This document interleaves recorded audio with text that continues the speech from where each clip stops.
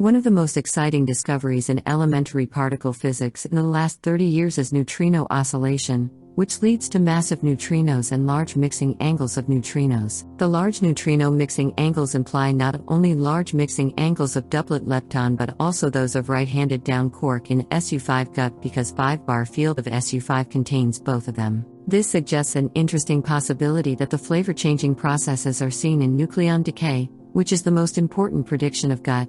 E6 gut is more attractive because the assumption in the SU5 gut can be derived, and as a result, various Euclid matrices can be derived from one basic Euclid hierarchy. The fundamental representation in E6 is divided into SO10 and SU5 representations as follows. This 27 includes one generation of quarks and leptons in addition to one pair of vector-like fields 5 plus 5 bar and a singlet. All quark and lepton mass matrices can be diagonalized by unitary matrices for 10 fields and 5-bar fields, and we can obtain the realistic CKM matrix and the Maki-Nakagawa-Sakata (MNS) matrix, respectively. The essential point is that 5-bar fields have large mixings in diagonalizing matrices while 10 fields have small mixings. We focus on nucleon decay via dimension 6 operators. The dimension 6 effective operators which induce nucleon decay in E6 gut are produced via mediation by SU5 superheavy gauge boson X, SO10 superheavy gauge boson X prime, and E6 superheavy gauge boson X double prime. Here, GG is the unified gauge coupling and the superheavy gauge boson masses MX, MX prime, and MX double prime are dependent on the VEVs of the gut Higgs which break E6 into the SM gauge group. The large character denotes the 5-bar prime field that comes from 10 of SO10.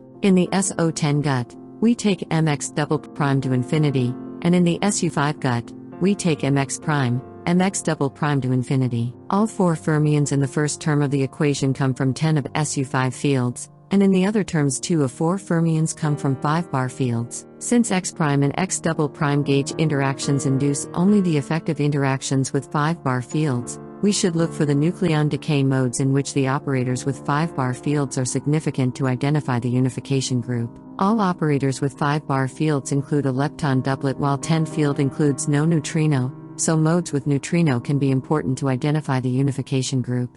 2 ratios R1 and R2 are useful to identify 3 unification groups as in the figure, where we have 10 to the 5th model points for each unification group. The magnitudes of the O1 coefficients of diagonalizing matrices are determined randomly between 0.5 and 2. The ratio R2 is sensitive to flavor structure of the second generation, and very useful to identify SO10 and E6 unification groups. Interestingly, R1 can be larger than 1, especially for higher rank unification groups like E6. Of course, the results are strongly dependent on the mass spectrum of superheavy gauge bosons. However, we can say that if R1 is greater than 0.5, SU5 is implausible, and if R1 is greater than 1, E6 is preferable. Flavor-changing nucleon decay, FCND, for example, P goes to pi 0 mu plus, becomes more important for the higher rank unification group. In the figure, the ratio R3 with a horizontal axis R1 is shown. Interestingly, the SU5 model points are clearly separated from the SO10 and E6 model points.